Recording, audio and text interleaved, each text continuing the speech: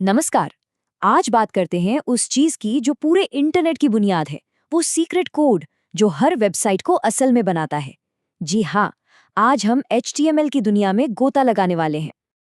ये सवाल तो दिमाग में आता ही है ना कि जब भी हम वेब पर कुछ शानदार देखते हैं तो आखिर उसके पीछे क्या है। तो इसका जवाब एक बहुत ही सरल लेकिन पावरफुल भाषा है और आज हम मिलकर इस राज से पर्दा उठाएंगे। तो आज का हमारा सफर कैसा रहेगा?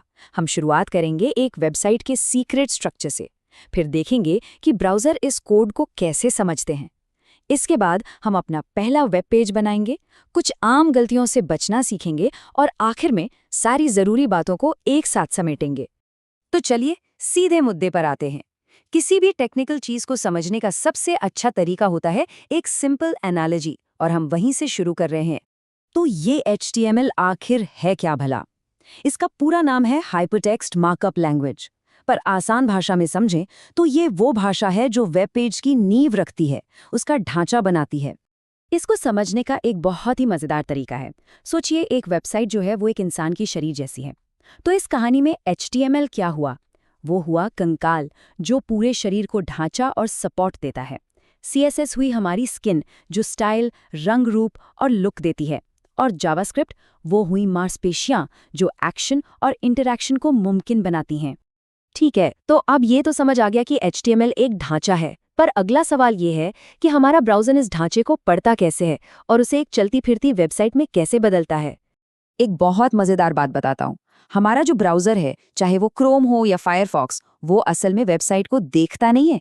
नहीं, वो तो बस एक रेसिपी बुक की तरह HTML फाइल में लिखे इंस्ट्रक्शंस को पढ़ता है और उन्हें फॉलो करता है। और ये पूरा का पूरा काम जो है ना, बस 4 सिंपल से स्टेप्स में हो जाता है। स्टेप 1, हमारा ब्राउज़र सर्वर से पेज मांगता है। स्टेप 2, सर्वर HTML फाइल भेज देता है। स्टेप 3, ब्राउज़र उस कोड को पढ़ता है। और स्टेप 4, वो सब कुछ हमारी स्क्रीन पर दिखा देता है। बस इतना ही सिंपल है। चलिए, अब थियरी बहुत हो गई, थोड़ा प्रैक्टिकल हो जाते हैं और सीधे कोड को देखते हैं। और हाँ, अगर पहले कभी कोड नहीं देखा है तो बिल्कुल भी घबराने की ज़रूरत नहीं है। ये असल में बहुत आसान है। अच्छा, तो स्क्रीन पर जो दिख रहा है ये एक बहुत ही बेसिक सिंपल से वेब पेज का पूरा कोड है। हाँ, मानता हूँ पहली नज़र में थोड़ा अजीब लग सकता है, पर चलिए इसे एक एक करके तोड़कर समझते हैं। हर HTML फाइल की शुरुआत इसी लाइन से होती है।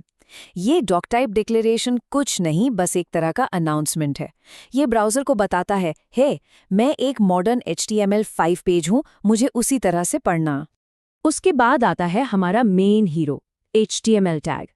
ये समझ लीजिए कि ये एक बड़ा सा बॉक्स है जिसके अंदर पेज का सारा सामान रखा जाता है। सब कुछ इन्हीं 2 टैग्स के बीच में होता है। अब आता है हेड सेक्शन। इसे आप बैक स्टेज एरिया समझ सकते हैं। यहाँ पर वो सारी जानकारी होती है जो पेज को चलाने के लिए ज़रूरी है, जैसे पेज का टाइटल जो टैब में दिखता है, पर ये सीधे सीधे पेज पर नज़र नहीं आती। और फिर आता है शो का स्टार, बॉडी टैग। टेक्स्ट, तस्वीरें, वीडियो, जो कुछ भी हमें वेबसाइट पर दिखता है वो सब इसी के अंदर होता है। ये वो हिस्सा है जिसे लोग देखते हैं। बॉडी के अंदर हम H1 जैसे टैग्स का इस्तेमाल करते हैं मेन हेडिंग के लिए, और P का इस्तेमाल पैराग्राफ लिखने के लिए। और ये सिर्फ स्टाइल के लिए नहीं है। H1 टैग गूगल जैसे सर्च इंजिन्स को बताता है कि पेज का सबसे ज़रूरी टॉपिक क्या है, जो SEO के लिए बहुत काम की चीज़ है। कोड तो देख लिया, अब एक बहुत ज़रूरी चीज़ पर बात करते हैं। वो छोटी छोटी गलतियाँ जो शुरू में बहुत परेशान करती हैं और जिनका असर बड़ा होता है। 3 गलतियां हैं जो सबसे ज्यादा होती हैं। पहली, टैग को बंद करना भूल जाना। दूसरी, उन्हें गलत क्रम में रखना। और तीसरी, स्पेलिंग मिस्टेक। बस इतना याद रखना है कि HTML में छोटी छोटी डिटेल्स का बहुत ध्यान रखना पड़ता है। तो हमने काफ़ी कुछ कवर कर लिया है। चलिए एक बार फटाफट से सारी ज़रूरी बातों को रिवाइज कर लेते हैं ताकि ये दिमाग में अच्छी तरह बैठ जाएं। तो 4 बातें जो हमेशा याद रखनी है। पहली, HTML मतलब कंकाल। दूसरी, टैग्स कंटेंट को पहचान देते हैं। तीसरी, ब्राउज़र इन्हीं टैग्स को पढ़कर पेज दिखाता है। और चौथी और सबसे ज़रूरी, स्ट्रक्चर ही सब कुछ है।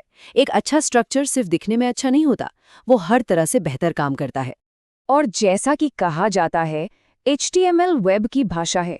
इसे सीखना ऑनलाइन कुछ भी बनाने की दिशा में पहला कदम है। ये बात 100% सच है। ये इस रोमांचक सफर का पहला सबसे जरूरी कदम है। तो आज हमने वो ढांचा तैयार कर लिया है। अब सवाल ये उठता है कि इस ढांचे पर क्या शानदार चीज बनाई जाएगी, क्योंकि सच तो ये है कि यहाँ से आपकी इमेजिनेशन ही लिमिट है।